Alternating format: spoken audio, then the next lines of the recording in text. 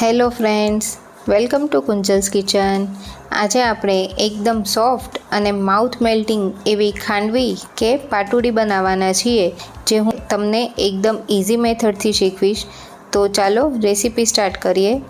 તો ખાંડવી બનાવવા માટે મેં અહીં 1 વાટકી ચણાનો લોટ લીધો છે, સાથે સેમ વાટકીથી માપીને આપણે 1 વાટકી જેટલી છાશ લીધી છે। તો થોડી ખાટી હોય એવી છાશ લીધી છે અને સાથે અડધી ચમચી જેટલી આદુની પેસ્ટ લીધી છે।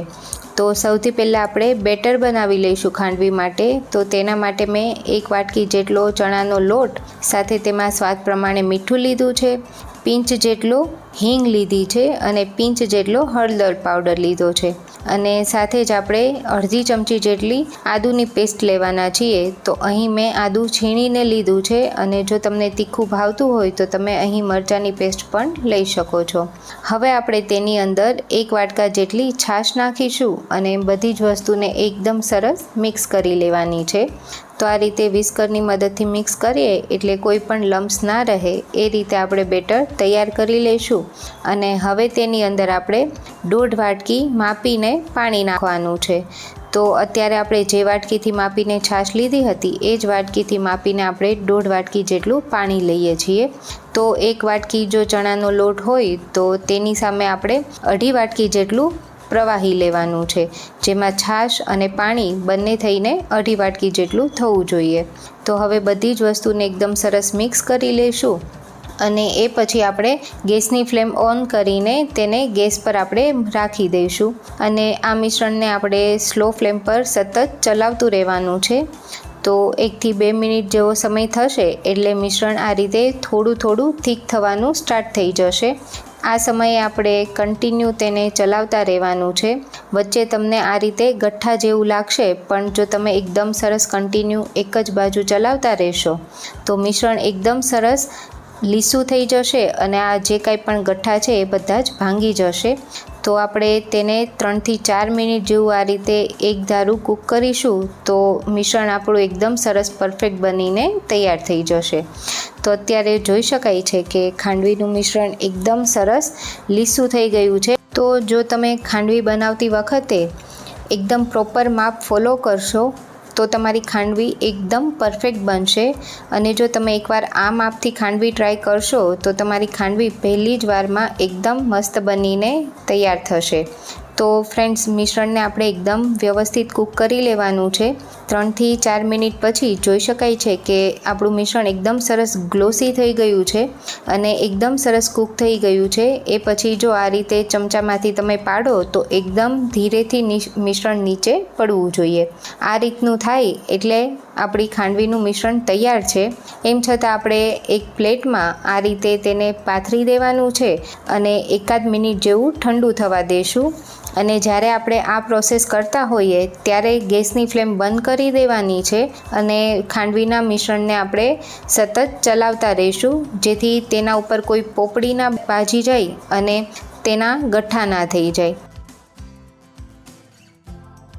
અને 1 મિનિટ પછી આપણે આ મિશ્રણને ચેક કરીએ તો જોઈ શકાય છે કે એકદમ સરસ તે ઉકળી રહ્યું છે અને એકદમ પ્રોપર રોલ પણ થઈ રહ્યો છે, જેથી આપણને ખ્યાલ આવે કે આપણું ખાંડવીનું મિશ્રણ એકદમ પરફેક્ટ છે। હવે આપણે તેને ઝડપથી સ્પ્રેડ કરી દેવાનું છે। તો અત્યારે હું એક પ્લેટ પર સ્પ્રેડ કરી રહી છું। તો આપણે પ્લેટ પર તેલ નથી લગાવવાનું, એમ જ આપણે તેને સ્પ્રેડ કરવાનું છે, અને સ્પેચ્યુલાની મદદથી જેટલું પતલું થાય તેટલું આપણે પતલું ખાંડવીના મિશ્રણને પાથરી દઈશું। તો હવે આપણે ખાંડવીનું મિશ્રણ પ્લેટ પર એકદમ વ્યવસ્થિત પાથરી દીધું છે, તેને 5-1 મિનિટ જેવો રેસ્ટ આપીશું, અને બાકીના વધેલા મિશ્રણને આ રીતે હું કિચન પ્લેટફોર્મ પર લઈ રહી છું। તો તમને જેમાં સ્યુટેબલ હોય એ રીતે તમે પાથરી શકો છો। પ્લેટફોર્મ પર પણ આપણે તેલ નથી લગાવવાનું, જો તમે તેલ લગાવશો તો તમારું મિશ્રણ પ્રોપર પથરાશે નહીં।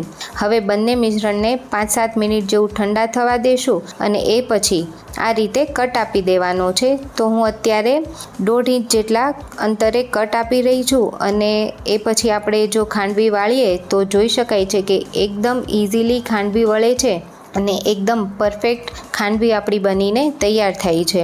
અને સાથે હું તમને પ્લેટફોર્મ પર પણ જે પાથરેલું છે એ મિશ્રણમાંથી પણ રોલ વાળીને બતાવું છું। જોઈ શકાય છે કે એકદમ પ્રોપર રોલ વળી રહ્યા છે.